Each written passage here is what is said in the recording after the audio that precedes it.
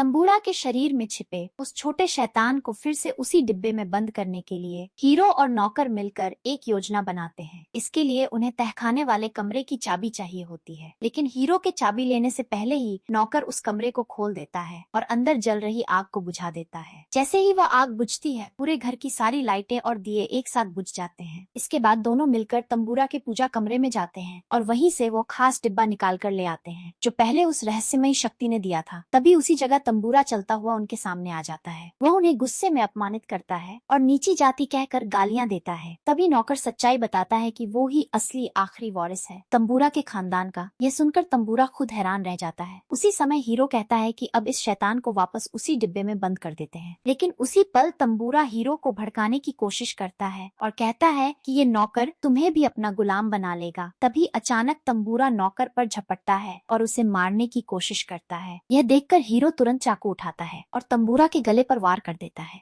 जैसे ही नौकर तंबूरा के हाथ से अंगूठी निकालता है, तंबूरा का शरीर अपने आप जलने लगता है। कुछ ही देर में पूरा शरीर जलकर खत्म हो जाता है। उसके बाद उस जले हुए शरीर के अंदर से वही छोटा शैतान बाहर निकल आता है। अब नौकर उस जादुई अंगूठी को खुद पहनने के लिए आगे बढ़ता है। यह देखकर हीरो उसे रोकता है और कहता है कि अगर तुमने ये अंगूठी पहन ली तो तुम भी इसके गुलाम बन जाओगे, ये तुम्हें नहीं छोड़ेगा। इसी बात को लेकर दोनों के बीच झगड़ा शुरू हो जाता है। उसी दौरान तहखाना पूरी तरह ढहने लगता है और पूरा घर भी टूटने लगता है। इसके बाद सीन बदलता है और दिखता है कि हीरो घर से बाहर निकलकर चल रहा है। वह एक एक करके घर की सीमा पार करता है, लेकिन इस बार उसे कुछ भी नहीं होता। न उसे खून की उल्टी होती है, न ही कोई कमजोरी महसूस होती है। सब कुछ सामान्य लगता है। लेकिन थोड़ी ही देर बाद नौकर पीछे से आता है और हीरो पर हमला करने की कोशिश करता है। तभी अचानक उसकी नजर एक बात पर जाती है। हीरो ने जो कान में बाली पहनी थी, अब वो दूसरी तरफ पहनी हुई है। उसी पल उसे समझ आ जाता है कि ये असली हीरो नहीं है, बल्कि वही छोटा शैतान फिर से उसके अंदर आ चुका है। ये समझते ही वो वहाँ से दूर भाग जाता है और जाकर एक नदी किनारे खड़ा हो जाता है। उसी वक्त कुछ सैनिक वहाँ पहुँचते हैं और बिना कुछ सोचे समझे उस पर गोलियां चलाने लगते हैं। जब तहखाना जल रहा था, उसी समय हमारा हीरो मर चुका था। इसी के साथ हमारी कहानी समाप्त होती है।